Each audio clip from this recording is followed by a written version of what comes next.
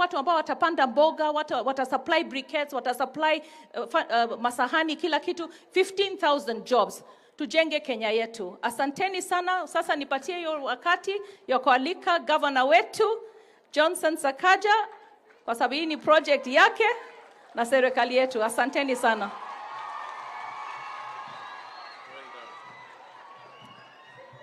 Wow.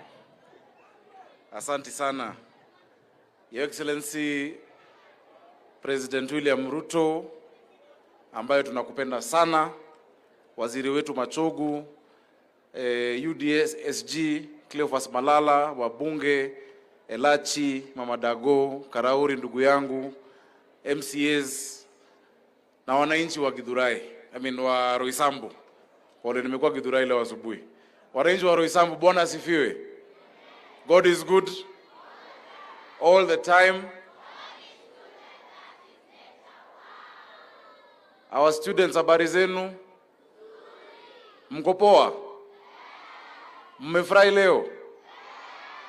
Mumeona urezo? Amjamcheki? Your Excellency, allow me to recognize some people before I go into my remarks. From the county government of Nairobi, we have our chief officers and CECs. Please simameni ili tuwatambulishe, tuwapigie makofi. These are the people who make our work go on smoothly. Asanteni sana. Niliona Roro introduced 2 MCAs, but we've not heard from the county assembly. So I'll ask 2 of them to say something. Leader of majority and the whip. Alafu Kimani utasalimiana dakika moja tu. Just come both of all of you. Hata Kimani kuja. Hawa ndio wamenipitisha budget ya hii kazi. Sasa ni muhimu 1 minute.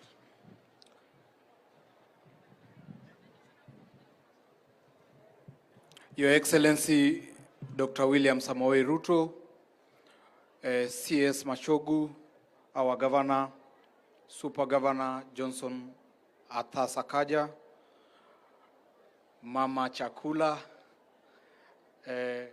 Mheshimiwa Pasaris, all the protocols observed, na SG wetu. Good afternoon.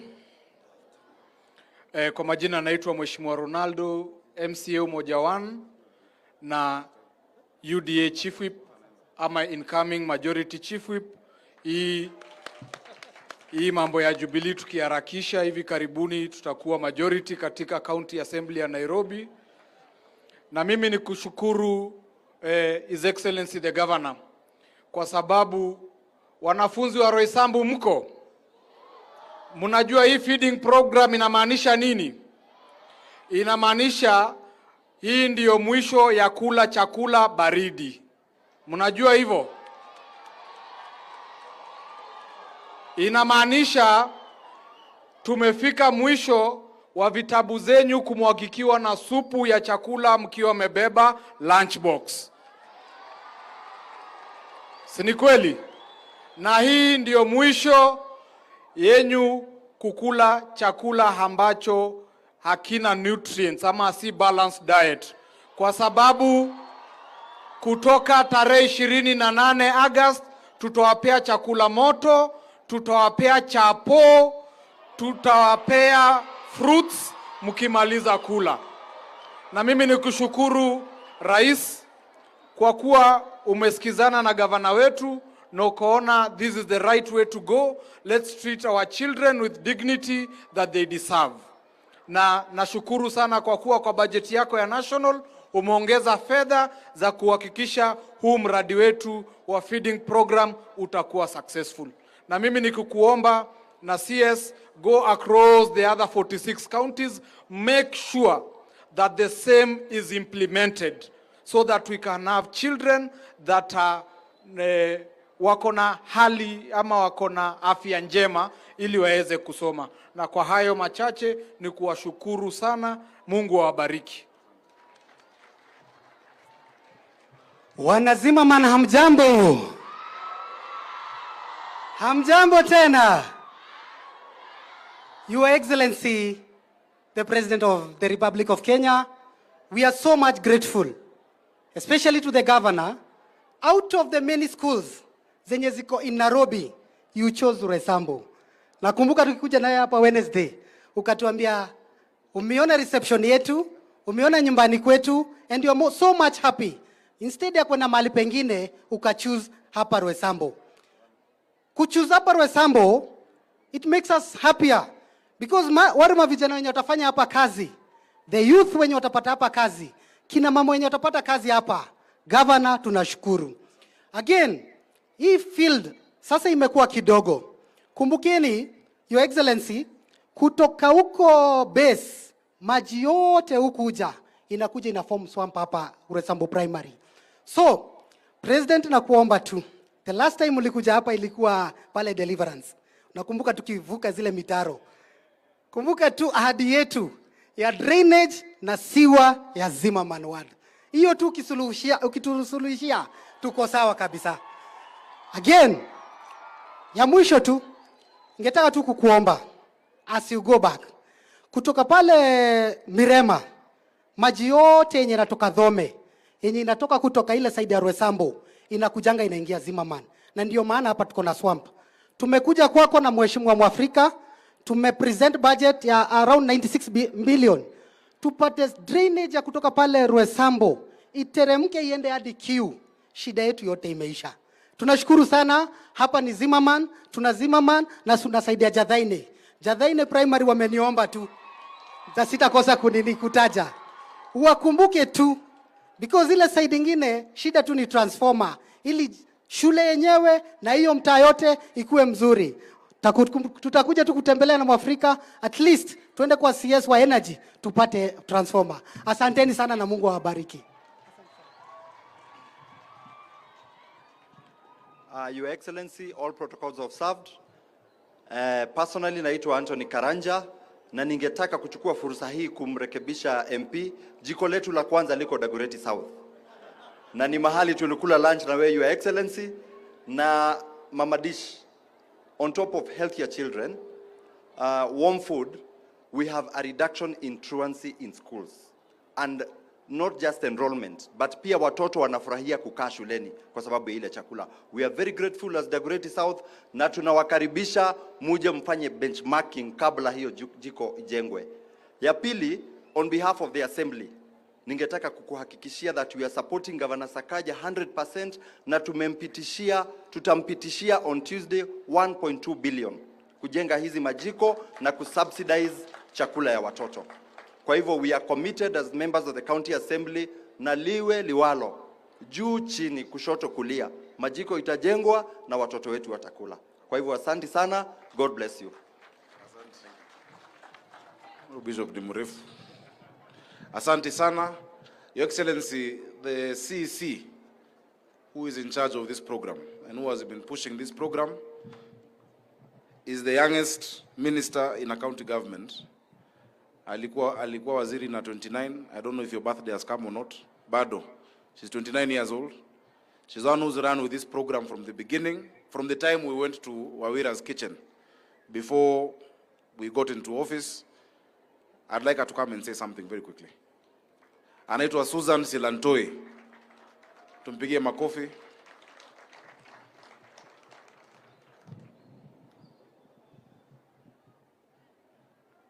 Good afternoon, everybody. All protocols observed. Good afternoon, Your Excellency. Thank you so much for honoring our invitation to come and groundbreak our kitchen. This is part of the 10 that we're doing in the whole county. And in total, we will do 17. So I'd like to also thank the County Assembly for passing this budget for us. We know it is a new budget, and we are grateful that you bought into the vision. But just to say, we are co-workers with God in feeding the future. And so in every meal that we feed, we're directly inputting in the future of our country. So thank you so much for your support, and we look forward to working with you in feeding the future. Thanks.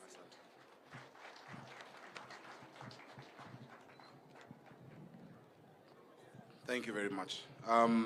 Mheshimiwa Karauri na Elachi, Mheshimiwa Kamande, I think aliongea on your behalf. And I know we are running short of time. We have recognized Mheshimiwa Malala. I'll call you a bit later. But for now, let me make the remarks. Your Excellency, I rarely read speeches. I normally speak from my heart. But the gravity of what we are doing, there are some things I don't want to forget. Thank you.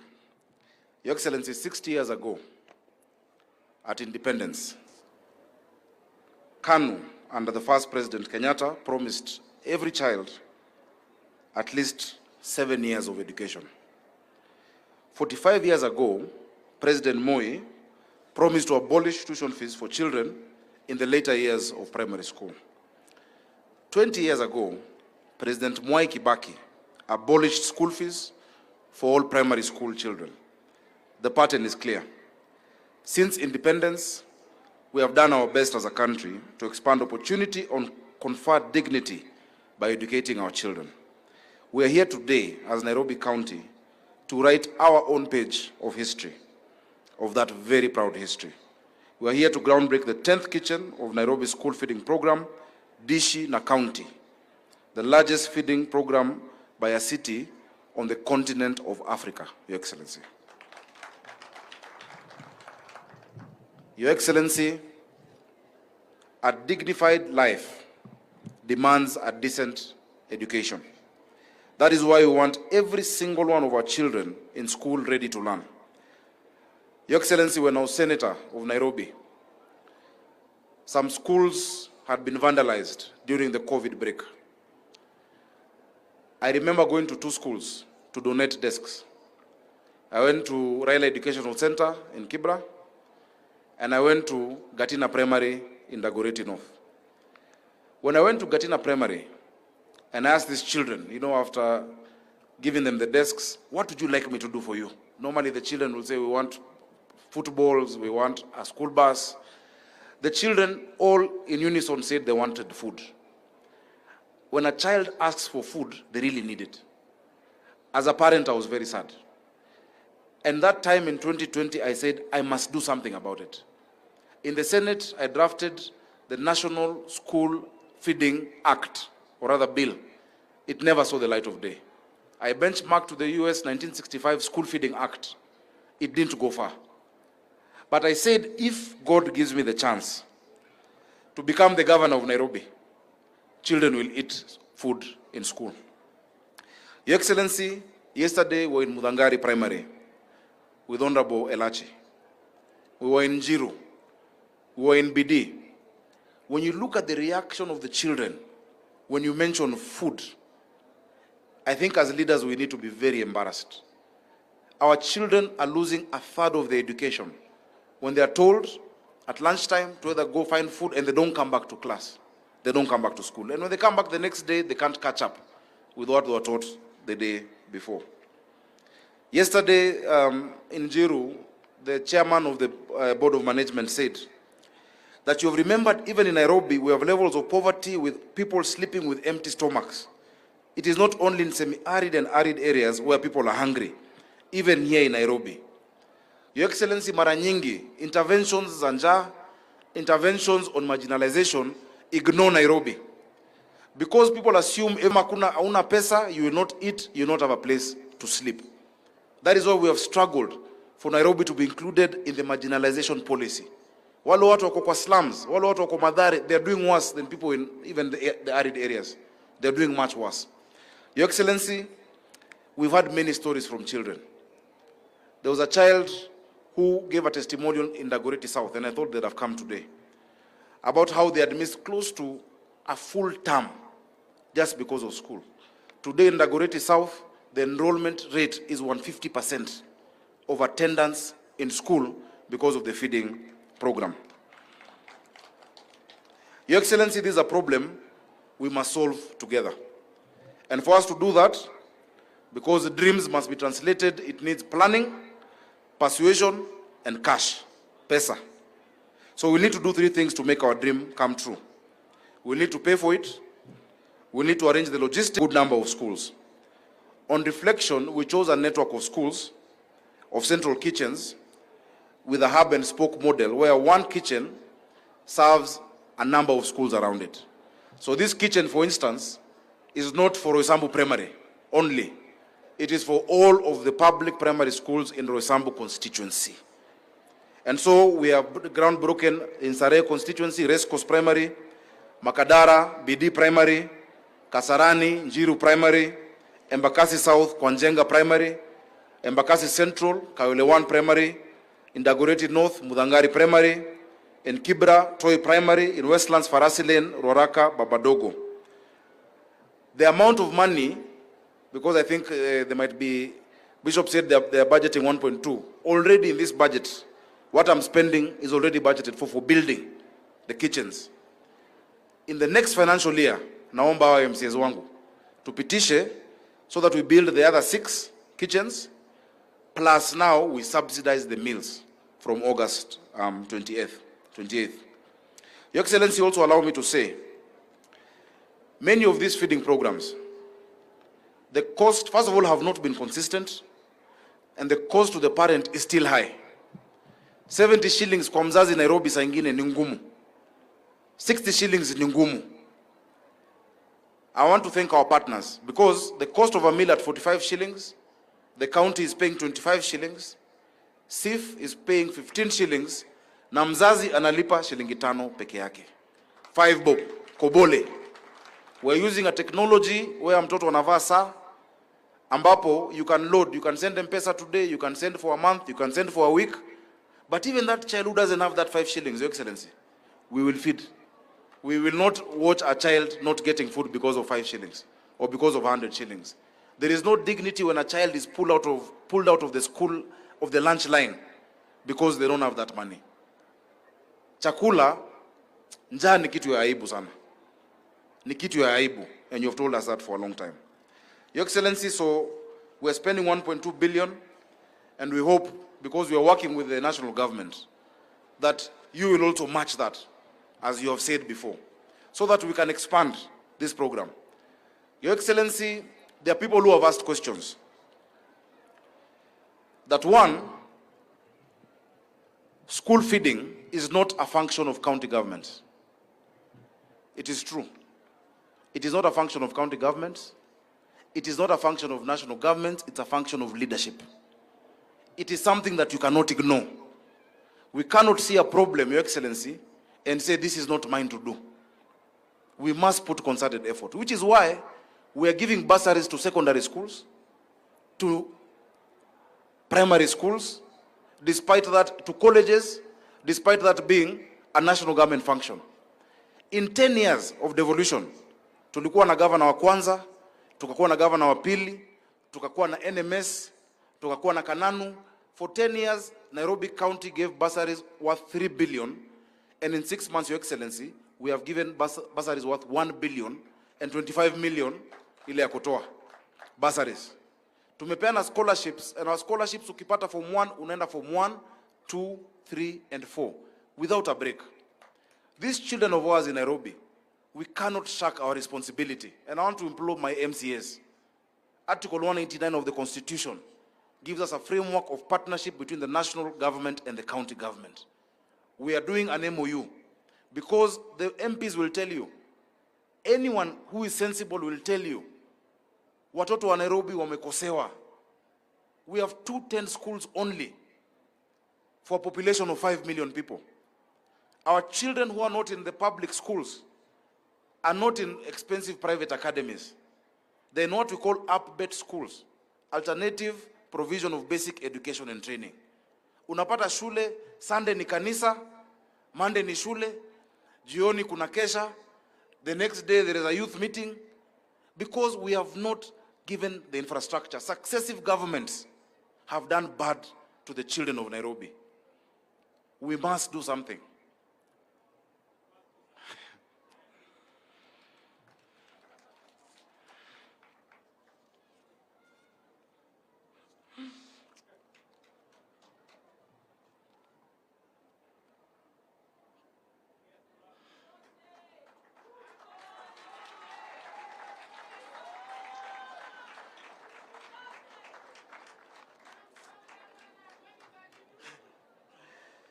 Your Excellency, sorry.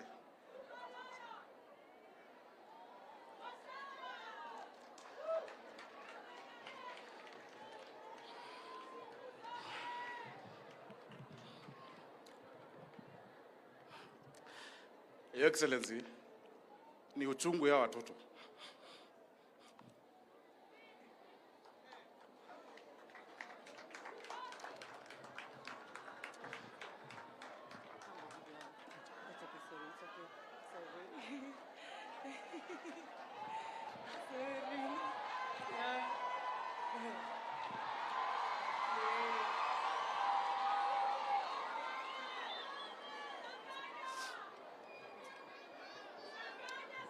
Thank you. Your Excellency. Your Excellency, this thing must work. There's no other way. It must work. These children deserve the same that your children have and that my children have. And so I thank you because you have supported from the beginning. Whenever there's been resistance, you have called your minister, you have called whoever matters for these children of Nairobi. Thank you so much, Your Excellency. Allow me to stop there because I think the point has been made. We are doing 10 kitchens in 10 weeks. This is the only project I have sat with contractors. Nikwambia hii msiweke mchezo. This one, don't play around with. And they've understood they're not just building a building. They're giving our children dignity and a hope for the future. So, Your Excellency, karibu sana, Roysambu, karibu sana Nairobi. Thank you for supporting me in doing this. We are going to deliver. And one day, vile wanakumbuka maziwa ya Nyayo, watakumbuka chakula ya Ruto. Watakumbuka chakula ya Ruto. Allow me, Your Excellency, now to invite Waziri. And Waziri has been very, very supportive. We have sat down with him. We have agreed on the framework. We have a working group together between us and the national government. I'm grateful for what you've done for us, Waziri. Thank you. Yeah, thank you. Your Excellency, the President of the Republic of Kenya, Your Excellency, the Governor, the members of Parliament, my friend, the Secretary General of our ruling party, UDA, MCS present, wanafunzi na wazazi mjambo, muko mjambo. Your Excellency, this is a very special day, and we really thank you for finding time to come over here to launch and initiate this very important program. Your Excellency, in Kenya, school feeding program has been going on in 26 of our counties in the country, the ASIR areas. And as the Governor said, Your Excellency, there are areas in Nairobi which, of course, our people are in abject poverty. And Your Excellency, we thank you for giving guidance and giving direction in this, because the amount of money that we have been getting each and every year is a maximum of 2 billion. But you have tripled that, and Your Excellency, I undertake that the direction you have given as a means of education, we will make sure that we work very, very closely with my brother Sakaja, the Nairobi County. We had a meeting, Your Excellency, on the 8th of this month, a joint meeting between the Ministry of Education and Nairobi County, where we were able to say that we must make this work.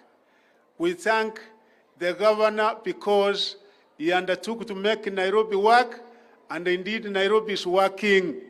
Is Nairobi not working?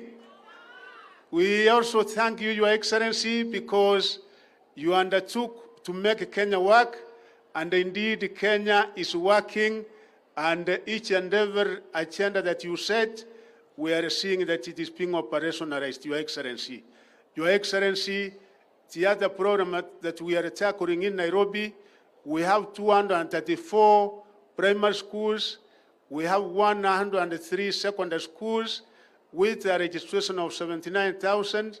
Indeed, the infrastructural development in Nairobi demands that we have to do more, and we have said we will have a meeting, Your Excellency, which thereafter we will be able to give you a report with the governor and the elected leaders of Nairobi so that we agree on how we can be able to come up with more infrastructural development to accommodate the ever-increasing population of Nairobi, because like Form 1, Nairobi never gets enough press. They always go to neighboring counties, and I think it's time, with the leadership that we have in Nairobi, that something should have to be done. Your Excellency, it is now my humble duty. Jameni, msimame wote tumkaribishe Rais wa Jamhuri ya Kenya na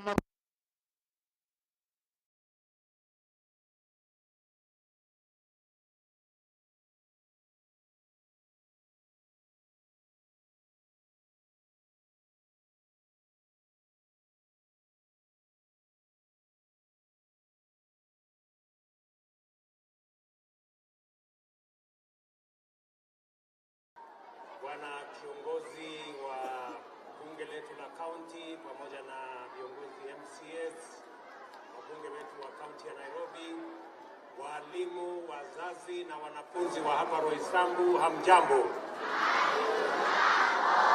Hamjambo tena. Bwana Yesu asifiwe. Asanteni sana. Kwanza wacha nichukue nafasi hii nimshukuru Mungu kwa kutupatia nafasi. Tumefika hapa Roysambu, na nataka niwaambie watu wa Roysambu, nilikuwa nimesema pale mbeleni, wacha nirudie. Kwa watu wote wa Roysambu, tulikuja hapa tukaomba kura zenu na hawa waheshimiwa wote. Tulikuja na governor, tukakuja na wabunge, MCAs wetu, na nyinyi watu wa Roysambu mkawa watu wangwana, mkatuamini, mkatupatia kura zenu, Mungu akatubarikia, tukapata ushindi. Mimi nataka niwaambie watu wa Roysambu, asante sana. Watu wa Nairobi, sijui kama mnanisikia, nimesema asante sana. Asanteni sana.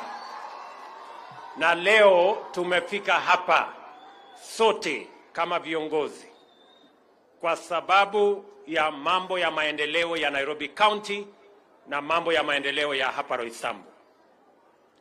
Nitasema mambo mawili peke yake ndio niweze kukamilisha. Nakubaliana na hawa viongozi wote walionena hapa kwamba nafasi tulio nayo sasa sio nafasi ya siasa ya mashindano na yale mambo mengine. Tumemaliza mambo ya uchaguzi. Nafasi tuko nayo sasa sote kama viongozi ni kuungana ili tufanye kazi, wananchi maisha yao ibadilike. That is the agenda, that's the commitment, that is what we need to do as leaders. Na mimi nataka niwaambie viongozi wote wenzangu kwamba kwa sababu uchaguzi iko nyuma yetu, sio nafasi tena ya sisi kusema huyu ni wa upande hii na huyu ni wa upande ile. Nataka niwaombe viongozi wote, hakuna wananchi wa upinzani, hakuna wananchi wa serikali. Wananchi wote ni wananchi wa taifa letu la Kenya. Tushirikiane jameni, tufanye kazi pamoja ili tuweze kutekeleza miradi na mipango ya maendeleo, maisha ya wananchi wa Kenya ibadilike. That is our cardinal, solemn commitment and responsibility as leaders, having been elected. It is our responsibility now to work together in a manner that we are going to transform our country and change the lives of the people of Kenya in a positive manner.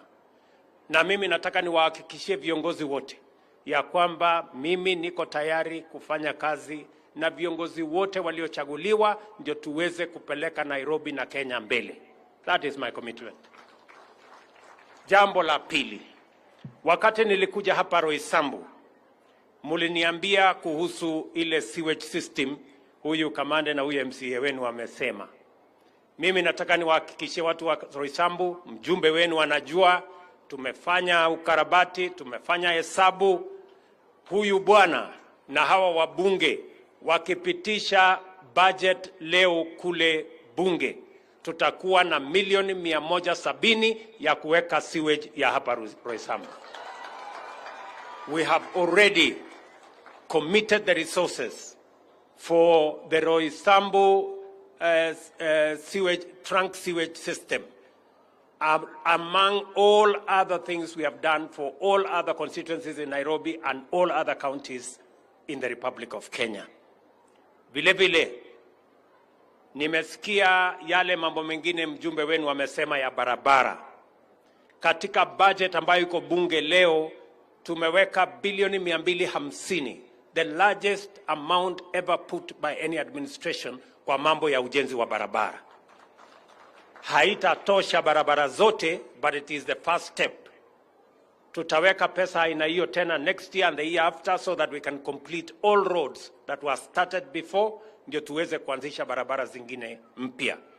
Mimi nawauliza wabunge, tafadhali, tuko na mambo mengi ambayo tunataka kutekeleza kwa manufaa ya wananchi wa Kenya, wakiwemo wananchi wa Nairobi, katika budget yetu, and that is why I am asking all of us to work together towards making our country great and making our people and their lives better.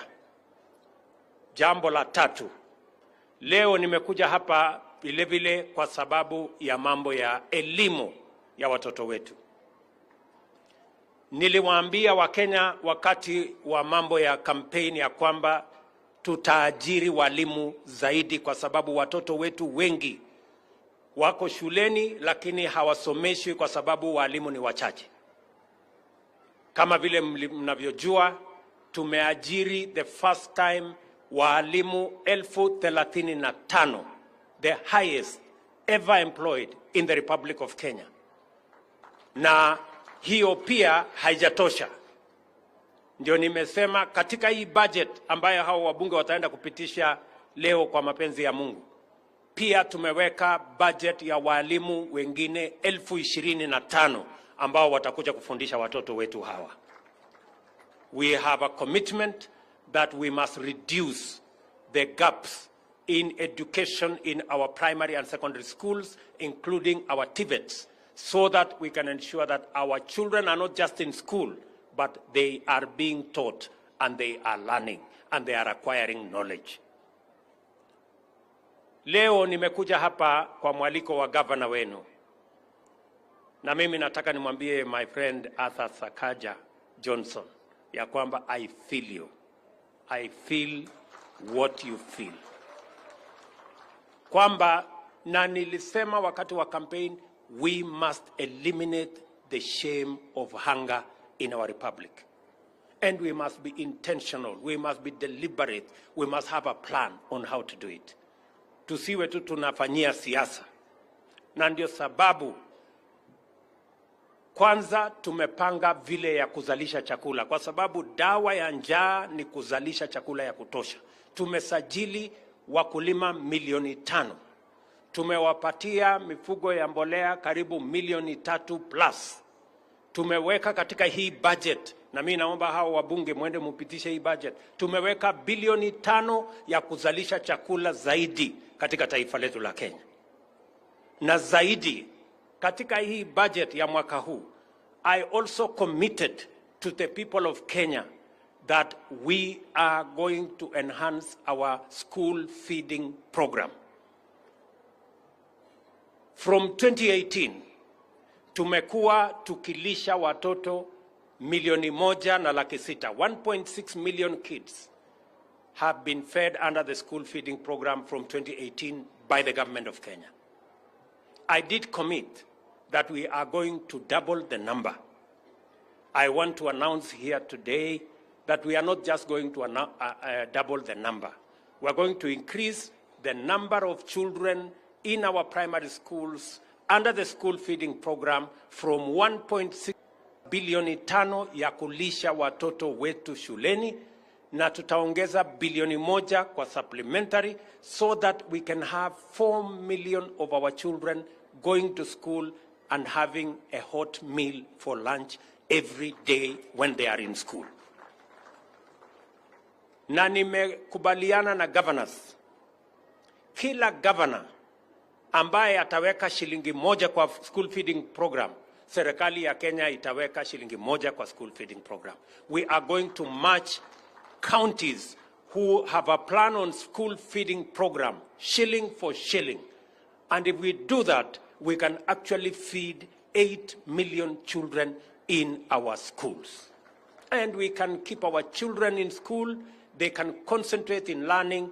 We will increase our learning outcomes. We will increase our attendance in schools. We will increase their concentration, and we will increase outcomes from our schools if our children are attending class with a full stomach. That is what we want to do.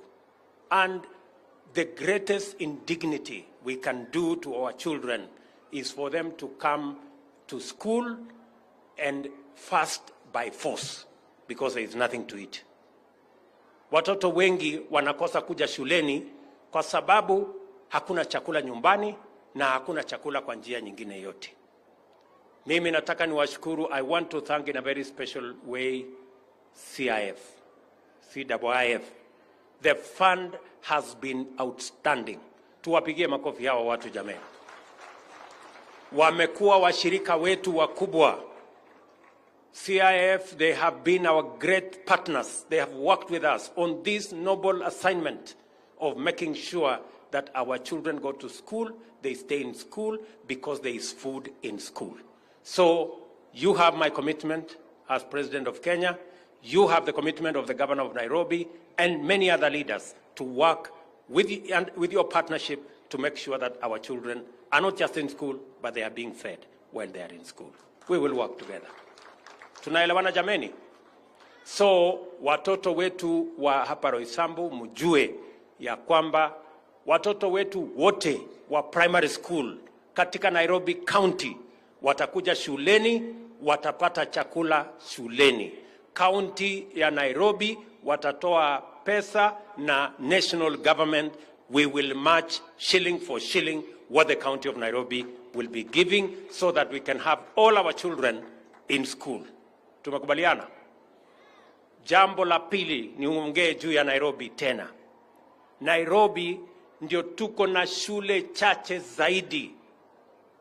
As a percentage of the population of Nairobi, we have the least schools than any other county in Kenya.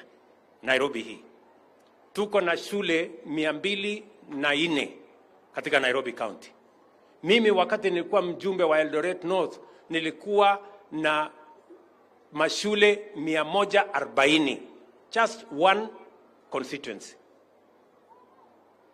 Now, Nairobi with 17 constituencies is having the same number of schools with one constituency in another place. It is tragic. Watoto wetu wengi katika Nairobi County hawaendi shule. Watoto wengi katika Nairobi County wanaenda shule ambayo haina mpango kwa sababu there is no alternative. Mimi nataka niwaulize waheshimiwa wa Nairobi. Bwana Minister, nataka uketi chini na wabunge wa Nairobi tukubaliane vile tutajenga shule zaidi Nairobi County. Nimeongea na governor wenu amekubali. Amesema national government, and this is the offer I want to, the enrollment of children in Nairobi County. We need to double the number of children who are in class in Nairobi County. Mumesikia mwalimu mkuu wa shule hii amesema hapa darasa moja ambaye ingefaa kuwa na watoto 40 wako na watoto 110. So that congestion alone undermines the learning environment in a classroom.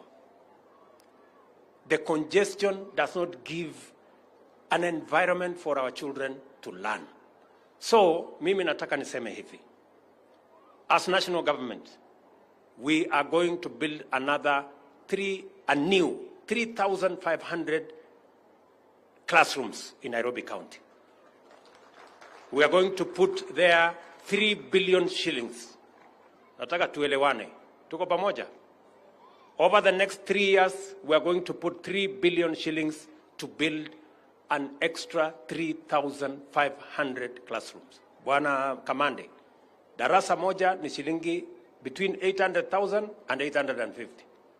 Mtu akipitisha hapo ni ukora. So, na tutakubaliana. The ministry have done the mathematics. We know how much it costs to build a classroom. We want to build, the government of Kenya is going to build an extra 3,500 classrooms in Nairobi County for our primary school going children. I am asking the county of Nairobi, and I am happy the governor has agreed, that the county government of Nairobi, and I am happy the MCAs are here. The MCAs have committed that they will also build 1,500 classrooms in Nairobi County over the next 3 years. Tumekubaliana? Sasa nyinyi waheshimiwa, mimi nataka tuketi chini na nyinyi. Nyinyi pia, you must, Elachi, Ronald, wewe Kamande na wadosi wale wengine wako na pesa ya CDF ketini. Lazima tukubaliane na nyinyi, because these are the children of the people who you represent. We want to agree with you how many classrooms. I want you to sit down with the minister so that we agree. As we are building 3,500 classrooms and as the county is building 1,500 classrooms, how many classrooms are you going to build? So that all the children of Nairobi City can be in class like all the children of Kenya elsewhere in the Republic of Kenya. Tunakubaliana jameni? We are going to have a 3-year master plan on how to create enrollment. Tuhakikishe ya kwamba watoto wetu wote katika Nairobi County wanasoma. Because at the moment, many kids are not in class, they are not in school, because there are no opportunities for them to learn in a proper school. So, nafikiri tumekubaliana. I want to ask all counties, what Sakaja is doing in Nairobi County, I want to ask all our county governors to participate in this program of school feeding. I made a commitment in our manifesto. I remember talking to this girl, Pongezi Sana Wawira, you are great. When I met you, I told you, this kitchen, we're going to work together. And I'm happy, Sakaja, you have lived up to that promise. So we will make sure that watoto wetu wote watasoma, wako shuleni, ndio tuende mbele pamoja. Mwisho kabisa, mimi nataka niwaambie watu wa Nairobi, katika ile mpango tuko naye, hii budget ambayo iko bunge inapitishwa leo, mimi niliwaambia Nairobi hapa, watu wengi wanaishi mahali ambapo hapafai. Watu wengi wanaishi katika slums, hakuna maji, hakuna choo, hakuna stima, hakuna barabara, mahali ambapo hapafai. Na wengi wa wabunge wenu hawa wamechaguliwa na watu wanaishi katika slum. Mimi nimesema hii slums tutaondoa. Tutajenga nyumba 1,200 kila mwaka katika taifa letu la Kenya. Tutajenga nyumba 1,200 ili tuondoe watu wetu kutoka mahali ambapo hapafai, ili tuweze kuwa na nyumba safi, iko na stima, iko na maji, iko na sewage, iko na mambo hiyo ingine yote. Na zaidi, katika ujenzi wa hiyo manyumba tunahitaji vijana 1,000,000 watakaofanya kazi pamoja na sisi. Mimi nataka niulize, Nairobi iko shida ya ajira ama hakuna shida ya ajira? Si iko shida kubwa?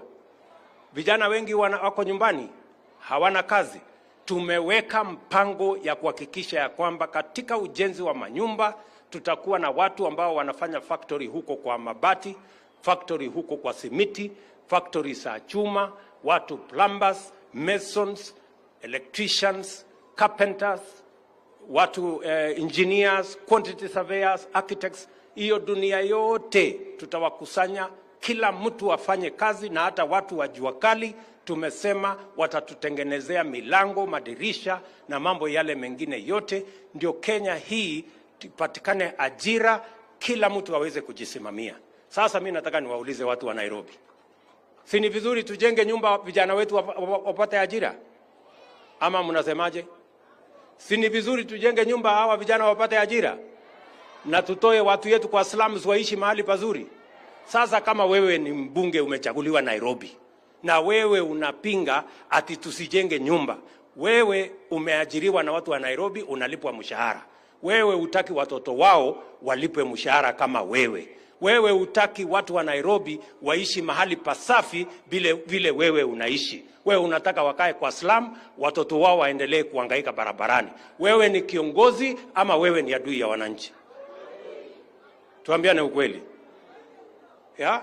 Surely, which leader in this day and age will oppose a program that is going to give dignity to his voters, that is going to give jobs to the people who have given him a job, that is going to give decent livelihood for the people who have voted and paid? I am looking, huyo mtu sijui anakaa namna gani, na sijui kichwa yake ni mzuri ama iko kombo kiasi gani, ama ni aje ndugu zangu? Surely. Na nimesema vile vile katika hii budget, tumesema vijana wetu ambao wanatoka Tibet, tunataka vijana waje wafanye kazi. Tumesema hata furniture. Hii furniture inatengenezwa hapa Roysambu. Kuna watu wengine wanaenda kununua furniture China, wanaenda kununua furniture Marekani, sijui wanaenda kununua ati kitanda. Na hii kiti ya kukalia hapa, unaenda kununua Marekani, na tuko na vijana hapa wanaweza kutengeneza furniture. Nimesema kwa hii budget, wale watu wanaleta furniture kutoka nje watalipa ushuru kubwa sana, kwa sababu tunataka vijana wetu watengeneze furniture hapa nyumbani. Tuko na vijana wa kutosha, tuko na mbao na randa na hiyo ingine, watoto wetu hapa wafanye kazi. Ama mnasema mnataka tulete furniture kutoka nje? Kitanda ya kulalia hii inatengenezwa hapa Roysambu? Si hiyo ni ujinga ama nini jameni? Si ni ufala mingi sana? Niwaulize, tumesema wale watu wanaleta simiti kutoka nje. Tuko na factory ambayo vijana wetu wanafanya kazi hapa Kenya. Miaulize watu wa Roysambu, twende tulete simiti ya watoto wengine, watu wengine wanaajiriwa, tuwache watoto wetu wahangaike, na tunaweza kutengeneza simiti hapa nyumbani kwa factory yetu. Sijui kama tunaelewana. Factory ya chuma namna hiyo. Tumesema hii mambo yote, we want to work for our country and we want to work together. Na katika hii budget nimeweka pesa, Bwana Kamande, ya watoto hawa wapate chakula lunch time. Wewe utaenda kupinga alafu si waende wabitishe hii budget tuendelee na kazi? Ama mnasemaje watu wa Nairobi? Waende wabitishe ama wasibitishe? Alafu unasikia ati mtu analalamika ati sijui iko 3%. Sasa wewe hata kama 3% umeambiwa utoe, umebaki na 97%. Sio 97% kutoshe. Wacha hii 3% tutafutie hawa vijana wengine ajira. What is the problem? Wacheni ubinafsi bwana. Hapana, wacheni hizo. Sijui kama tunaelewana. Alafu sasa unakuta wengine wanaendesha propaganda, wale wanapiga sijui kusupport finance bill, wamelipwa sijui milioni 1, sijui shilingi 2, sijui shilingi ngapi. Hiyo ni upuzi. Nobody, an intelligent person doesn't have to be bribed or given anything to do the right thing. An intelligent person will do the right thing because it is the right thing. Sijui kama tunaelewana. Tuko pamoja jameni? So I want to ask wale watu ambao wanapoteza wakati yetu. Sisi hatutaki kitendawili, sisi hatutaki sarakasi, sisi tunataka tufanye kazi, tuende mbele. Ama mnasemaje Nairobi? Mnasema tuende mbele ama turudi nyuma? Na mimi nimesema vile vile, hawa watu wanatuambia tuendelee kukopa pesa. Kenya tukope pesa mpaka sisi tukue bankrupt. Nyinyi mnataka tuendelee kukopa pesa? Tukutanye ushuru, hawa wadosi watoe ile wako naye. Kila mtu atoe kitu bwana, wacheni maneno. Sisi tunapata mshahara, tutoe, wananchi Kenya na isonge mbele. So mimi nataka niwashukuru sana. Mimi nataka niwahakikishie ya kwamba we are going to be focused, we are going to work together, na nimewaambia hawa viongozi ya kwamba tunataka tushirikiane ndio tupeleke taifa letu la Kenya mbele pamoja, na tutashirikiana pamoja. Tumekubaliana? Ya mwisho, nimekubaliana na huyu gavana wenu ya kwamba mambo ya matibabu ni bottom up. tunaanza na kijiji. Tumesema wale tunaanza matibabu na community health promoters. Wale watu 7,000 hapa Nairobi County. 7,000 and what? 7,460. Hawa community health promoters. Mimi nashirikiana na watu wa CIF kuwapatia equipment. Na serikali ya Kenya tutaweka pesa ya kulipa hawa watu tukiambatana na county. Sakaja atalipa pesa nusu, mimi nitalipa pesa nusu. Na hawa watu watafanya kazi katika kila kijiji. Kila nyumba 100 tutakuwa na community muuguzi. Mtu mmoja ambaye atakuwa anazunguka hapo, anapima pressure, anapima sukari, kama uko na homa, anapanga mambo yako, anakuambia hospitali ya kwenda ni hapa, usiende ile. Kama ugonjwa yako ni ile ya kwenda dispensary, atakwambia weenda dispensary. Kama ni shida yako ni ile ya kwenda kwa health center, atakwambia health center. Kama ni ile ya kwenda referral, atakusaidia uende referral. Ndio tusikuwe na msongamano, wewe kila mtu apate dawa. Na kama hata hahitaji wewe kwenda hospitali, pengine ni homa tu kidogo, atakupatia aspirin, wewe unamalizana na huyo, wewe unakaa nyumbani unaendelea na kibarua. Sijui kama tunaelewana. Si ndio? Sisi tulisema tunaanza kule bottom up jameni. Yeah, so that is the plan. So na hiyo pesa yote iko kwa hii budget. Ile ya Sakaja iko kwa budget. Ile yangu iko kwa budget. Sasa nyinyi mnataka kwenda kupinga, mnataka hawa watu waendelee na ugonjwa ama mko na maneno gani? Hapana. Elaji please.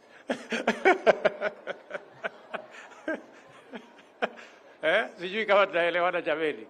So watu wa Nairobi, mimi sitaki kusema sana. Mimi niko na shughuli kidogo, niko na kazi nyingine, lakini nilisema hii ya chakula ya watoto liwe liwalo, mbele na nyuma, lazima nikuje mwenyewe ndio mjue ya kwamba we feel for our children. Our children are important. The education of our children is important, and the way to keep them in school is necessary. So asanteni sana, nawapenda sana, nawatakia baraka ya Mungu. Tutaonana hivi karibuni. Hii shule yetu hii, ngoja, hii shule yetu hii, mwalimu huyu amesema, shule yetu hii amesema watoto madarasa ni 30 something. Na watoto ndio hawa. Watoto ni 3,000 and what?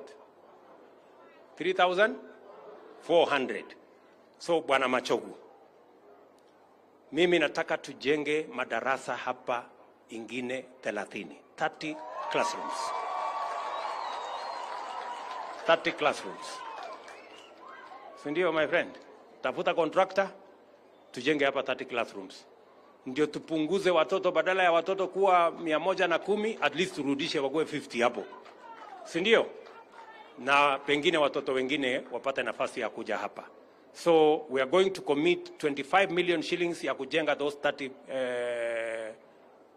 classrooms, and they must be ready in the next 120 days. So tafuta contractor akuja afanye hiyo kazi.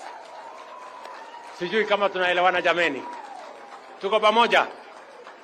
Watu wa Kanairo, watu wa Roysambu, asanteni sana na Mungu awabariki. Thank you and God bless you.